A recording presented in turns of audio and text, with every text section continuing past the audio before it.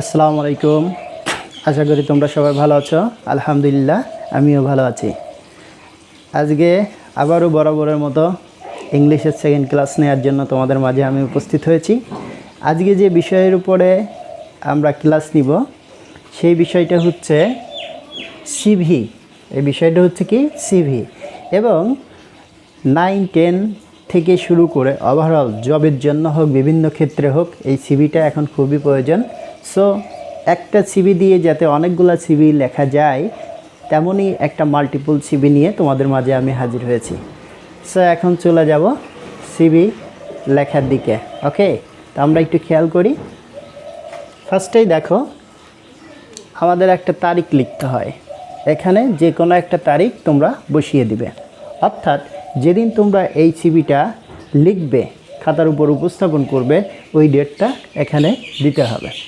এখন আসো, the headmaster, the principal, the manager, director, এরকম বিভিন্ন প্রতিষ্ঠানের ক্ষেত্রে যার বরাবর লিখতে হবে তার নামটা এখানে দিতে হবে। যার বরাবর লিখতে হবে সেই বিষয়টা এখানে দিতে হবে। এরপর আসো, যার বরাবর দিচ্ছি সেটা লেখার পরে ইনি কোন প্রতিষ্ঠানের প্রধান বা কোন প্রতিষ্ঠানে কাজ করেন সেই প্রতিষ্ঠানের তথ্যটা এখানে দিতে হবে। যদি স্কুল হয় তাহলে হেডমাস্টার বরাবর দিলে সেই স্কুলের নামটা দিতে হবে। যদি কলেজ হয় তাহলে কলেজের নামটা দিতে হবে। যদি এখানে কোম্পানি হয় বা অন্য কোনো সেক্টর হয়ে থাকে তাহলে সেই সেক্টরের নামটা এখানে দিতে হবে। এরপরে আসো, এইখানটায় লেখা হয়েছে অ্যাড্রেস। অ্যাড্রেস মানে কি, যে এখানে যে প্রতিষ্ঠানের কথা আমরা বলছি সেই প্রতিষ্ঠানটা কোথায় অবস্থিত তার একটা ঠিকানা, অর্থাৎ এই ঠিকানাটা এখানে দিতে হবে। এরপর আসো সাবজেক্ট, অর্থাৎ আমি যে অ্যাপ্লিকেশন করছি সেটা যে কোনো একটা পোস্টের জন্য হবে। সেই পোস্টটা আসলে কি সেইটাকে উদ্দেশ্য করেই মূলত সাবজেক্টটা লিখতে হয়। সো আমরা কি করব, application for the post of, এখানে যে পোস্টের জন্য আমরা কি করব, অ্যাপ্লিকেশনটা করব বা সিভিটা লিখব, সেখানে এই পোস্টটা লিখতে হবে। বুঝতে পারছ? এবার আসো, যে আমরা দিব এটাকে স্যার বলে সম্বোধন করতে হবে, অর্থাৎ যার বরাবর লিখছি তাকে স্যার বলে সম্বোধন করার পরে এখানে আমাদের যেটা লিখতে হবে সেটা একটু দেখি। বলা হচ্ছে in response to your advertisement, বলা হচ্ছে আপনার যে অ্যাডভার্টাইজমেন্ট বা বিজ্ঞাপন সেইখানটায় পাবলিশড ইন দ্য ডেলি, এই যে লেখা হয়েছে এখানে ডেলি, ইন দ্য ডেলি, এখানে তুমি যে কোনো সংবাদপত্রে এই যে অ্যাডভার্টাইজমেন্ট উপস্থাপন করা হয়, জব অ্যাডভার্টাইজমেন্ট যেগুলাতে উপস্থাপন করা হয়, পত্রিকায় অনেক সময় এর অ্যাডভার্টাইজমেন্ট বা বিজ্ঞাপন আসে। সো কোন পত্রিকায় এসেছে সেই পত্রিকার নামটা এখানে দিতে হবে, এবং এই বিজ্ঞাপনটা যে তারিখে দেয়া হয়েছিল সেই তারিখটা অনের পরে এবং হ্যাজের মাঝে, এই অংশটাই ওই ডেটটা বা তারিখটা দিতে হবে। ওকে, এরপর আসো, drawn my attention, I have come to know that, অর্থাৎ বলা হচ্ছে কি in response to your advertisement published in the daily, এখানে স্টার দিতে পারো, ডেলি স্টার, ঠিক আছে।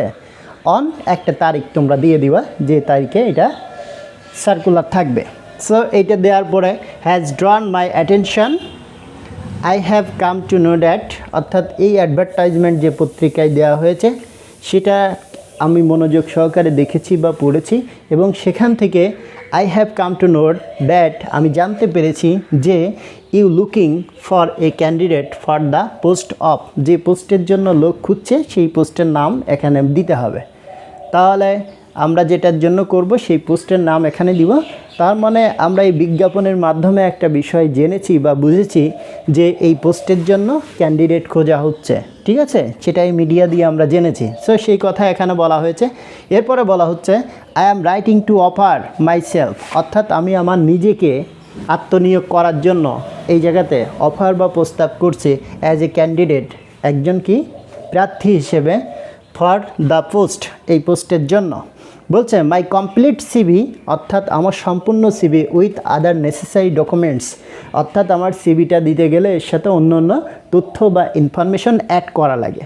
সো সেই ডকুমেন্টগুলো ইজ ইনক্লোজড হেয়ার, এখানে কি দেয়া হবে। Okay, so therefore I request you সুতরাং আমি তাকে কি করছি, রিকোয়েস্ট করছি বা অনুরোধ করছি টু কনসিডার মাই অ্যাপ্লিকেশন, বিবেচনা করার জন্য আমার এই অ্যাপ্লিকেশনটা, okay, and oblige me thereby, এবং আমাকে এই পোস্টে নিয়োগ দেওয়ার জন্য তাকে আন্তরিকভাবে কি অনুরোধ করা হচ্ছে এবং বাধিত করার জন্য অনুরোধ করা হচ্ছে। ওকে, সো বলা হচ্ছে সিনসিয়ার ইউর এক্স, তার মানে এখানে যে সিনসিয়ারলি বলতে পারো অথবা সিনসিয়ারলি ইউর এক্স দাও, তাহলে একটু সুবিধা হবে। সিনসিয়ারলি ইউর এক্স, ওকে। তো সিনসিয়ারলি ইউর এক্স, এই যে এখানে এক্সটা আমরা লিখছি, এই এক্সের জায়গাতে যে অ্যাপ্লিকেশন করছে, অর্থাৎ আমি যদি প্রার্থী বা ক্যান্ডিডেট হই, সেই ক্যান্ডিডেটের নামটা এখানে লিখতে হবে, ঠিক আছে।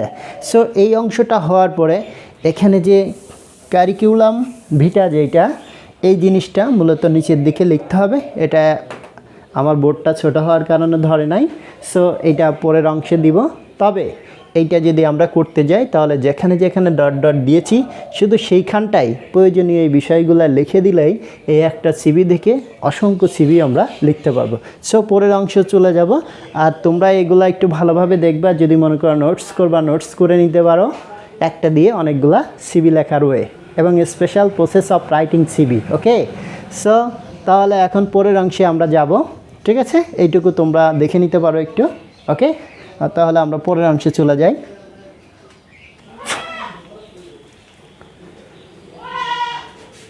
তাহলে পরের অংশটা আমাদের কারিকুলাম ভিটার আগ পর্যন্ত ছিল। এখন এর পরের অংশ যদি আমরা করতে চাই তাহলে কারিকুলাম ভিটা দিয়ে যে কাজটা করতে হবে সেটি হচ্ছে যে পার্সোনাল ডিটেলস, অর্থাৎ যে ব্যক্তি ক্যান্ডিডেট বা এইটার জন্য অ্যাপ্লিকেশন বা আবেদন করছে সেইখানটায় আমাদের যে প্রেক্ষাপটটা থাকবে সেটা কি, যে পার্সোনাল ডিটেলস। ওকে, সো এই পার্সোনাল ডিটেলসের যে ব্যাপারটা সেখানে লিখতে হয় নেম, ক্যান্ডিডেটের নাম লিখতে হবে। যেমন আমি এক্স দিয়েছিলাম তাই এক্স লিখছি, তোমরা তোমাদের নামটা এখানে লিখবে। ওকে, ফাদার্স নেম মানে বাবার নাম, যে ক্যান্ডিডেট তার বাবার নাম, মায়ের নাম, অ্যাড্রেস, শুধুমাত্র অ্যাড্রেস যাদের পার্মানেন্ট এবং প্রেজেন্ট দুইটা অ্যাড্রেসই সেম তারা একটা অ্যাড্রেস দিবে, আর যাদের দুইটা ভিন্ন জায়গাতে দুইটা ভিন্ন প্লেসে যারা বসবাস করছে তারা দুইটাই লিখবে। ওকে, সো একটা দিলেও প্রবলেম হয় না, বেসিক্যালি পার্মানেন্ট অ্যাড্রেসটা দিলে পরে বেস্ট হয়। ওকে, এরপরে দেখো ডেট অফ বার্থ, এর জন্ম সাল তারিখ এগুলো উল্লেখ করতে হবে। ন্যাশনালিটি সেটা তো আমরা জানি বাংলাদেশি, সো এটা রিলিজিয়ন জাত ধর্ম যা সেটা দিতে হবে। কেউ হিন্দু ধর্মে, বৌদ্ধ ধর্মে, খ্রিস্টান বা মুসলিম হতে পারে, সে তার ধর্মের বিষয়টা উল্লেখ করবে। মোবাইল নাম্বারটা পাশাপাশি দিয়ে দিবে। এবার আসো মূল যে বিষয়টা এডুকেশনাল কোয়ালিফিকেশান, ঠিক আছে। এই এডুকেশনাল কোয়ালিফিকেশান বা শিক্ষাগত যোগ্যতা এই বিষয়টা আমি লিখেছি, বাট আমার এইখানটায় যেহেতু অনেক বড় স্কেল নাই তাই আমি ডট ডট দিয়েছি। যদি বোঝার স্বল্পতা থাকে তাহলে তো খুব একটা প্রবলেমে পড়ে যাব। তো তোমরা যারা আছো তারা একটু জুমিং সিস্টেমে যদি এটা দেখে নাও তাহলে মনে হয় না যে খুব বেশি প্রবলেম হবে, হয়তো বোঝা যাবে, খুব একটা প্রবলেম হবে না। সো সেখান থেকে নেম অফ দ্য এক্সাম ফার্স্টেই আমরা দিয়েছি কি নেম অফ দ্য এক্সাম, অর্থাৎ পরীক্ষার নাম। এরপরে দেওয়া হয়েছে বোর্ড বা ইউনিভার্সিটি, আমরা বোর্ডের থেকেও পাস করি আবার ইউনিভার্সিটি থেকেও পাস করি, এই জন্য এইটা। এরপরে এখানে কি সাবজেক্ট বা গ্রুপ, অর্থাৎ অনেকেই বিভিন্ন ধরনের গ্রুপই পড়ে, যেমন এসএসসি, ইন্টারে সায়েন্স, কমার্স, আর্টস এগুলো রয়েছে, এর পাশাপাশি অন্যগুলো রয়েছে সেইটা। আর যখন সাবজেক্ট অনার্স মাস্টার্স যখন করবে তখন সেই ক্ষেত্রে দেখা যাচ্ছে যে নির্দিষ্ট একটা বিষয়ের উপর করা হয়, সেই জন্য এখানে সাবজেক্ট দিতে হবে। রেজাল্ট এখানে আগে যে গেজেট সিস্টেম ছিল সেটাও দিতে পারে, আবার এখন যে সিজিপিএ যেটা বা জিপিএ দুইটা স্টাইলের যে কোনো একটা দিয়ে যাবে, যার যেইটা আছে সেভাবে উপস্থাপন করতে হবে। পাসিং ইয়ার অর্থাৎ কোন কোন সালে আমরা পরীক্ষায় পাস করেছি সেই ইয়ারগুলো এখানে উল্লেখ করতে হবে, এতটুকু দিলেই হবে। আর এরই নিচের অংশটা হচ্ছে দুইটা পার্ট লিখতে হবে। এই এডুকেশনাল কোয়ালিফিকেশনটা শেষ করার পরে এর নিচে দুইটা লাইন লিখতে হবে, সেটা হচ্ছে কি কারোর যদি এক্সপিরিয়েন্স থাকে তাহলে এক্সপিরিয়েন্স দিতে হবে, আর যদি এক্সপিরিয়েন্স না থাকে তাহলে এক্সপিরিয়েন্স দেয়া যাবে না। কিন্তু যেসব অ্যাডভার্টাইজমেন্টগুলোতে মানে এক্সপিরিয়েন্স চাই তাদের তো এক্সপিরিয়েন্স না থাকলে নিশ্চয়ই তারা অ্যাপ্লিকেশন করতে পারবে না। তো যাদের এক্সপিরিয়েন্স থাকবে সেই ক্ষেত্রে এক্সপিরিয়েন্স দেওয়ার আবশ্যকতা রয়েছে। আরেকটা বিষয় রেফারেন্স, এই রেফারেন্সটা হচ্ছে আমাদের খুবই পরিচিত এবং যাদের সাথে খুব সুসম্পর্ক থাকে তাদের, এবং তারা ফার্স্ট ক্লাস জব করতে হবে, তাহলে সুবিধা হয়। কেউ হয়তো ব্যাংকার হতে পারে, এডি হতে পারে, এজিএম হতে পারে, জিএম হতে পারে, অথবা কলেজে প্রিন্সিপাল হতে পারে, ঠিক আছে, অথবা দেখা যাচ্ছে ইউনিভার্সিটির টিচাররা হতে পারেন। এইরকম মানে যাদের সাথে খুবই ভালো সম্পর্ক তাদের বিষয়ে যে কোনো দুইজন ব্যক্তির দেখা যাচ্ছে নাম দিতে হবে। এক কথা হচ্ছে পরিচয়, পাশাপাশি কি পরিচয় বলতে সে একটা ইনস্টিটিউশনে যদি জব করেন তাহলে তার নাম, পদবি এবং তার মোবাইল নাম্বারটা এখানে শো করতে হবে, দুইটা রেফারেন্স। ওকে, কারণ এদের কাছে যখন ফোন দিবে তোমার জবের জন্য, তখন এরা যদি চিন্তা করে যে তোমাকে চিনেই না, এদের কাছে ফোন দিল কিন্তু তোমাকে চিনেই না, তাহলে এরকম ব্যক্তিত্বের রেফারেন্স দেওয়া যাবে না।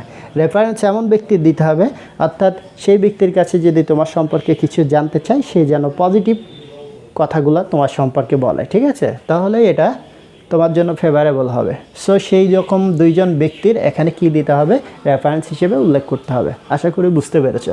তাহলে প্রথম থেকে শুরু করে যেটা দেওয়া হয়েছে এইখানটায় তুমি তিনটা অপশনের মধ্যে তোমারটা দিবে, যেমন MA, MBA, MSc।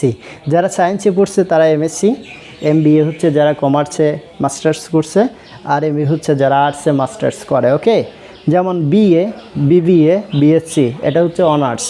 এরপরে HSC সবার জন্য এক, SSC সবার জন্য এক। এখন এখানে ঢাকা ইউনিভার্সিটি আমি দিয়েছি, যে যে ইউনিভার্সিটিতে পড়াশুনো করছো সেই ইউনিভার্সিটিটা এখানে উল্লেখ করতে হবে, ঠিক আছে। এরপরে আমাদের বোর্ড যশোর উল্লেখ করা হয়েছে, যারা যে বোর্ডের আন্ডারে সেই বোর্ডের নাম এখানে উল্লেখ করতে হবে। এখানে ম্যাথমেটিক্স সাবজেক্ট দিয়েছি, ম্যাথমেটিক্স বাদেও যারা যে সাবজেক্টে পড়াশুনো করেছ তারা সেই সাবজেক্টের নামটা এখানে উল্লেখ করবে। আর এখানে আমি সায়েন্স গ্রুপ দিয়েছি, মানে বিজ্ঞান বিভাগ, যারা আর্টসে বা কমার্সে তারা তাদের সেই বিষয়টা এখানে উল্লেখ করলে হবে। আর রেজাল্টের যে ব্যাপার সেটি হচ্ছে CGPA-তে 4+, 4-এ 4, 4-এ 4, আর এদিকে 5 দিয়েছে। সো এর মধ্যে যাদের রেজাল্টটা একটু দুর্বল আছে তারা সেইভাবে উপস্থাপন করলেই হবে, ঠিক আছে। মানে এটা একটা ফরম্যাট, এই ফরম্যাটে তুমি ওভারঅল সব ধরনের বিষয় লিখতে পারবা।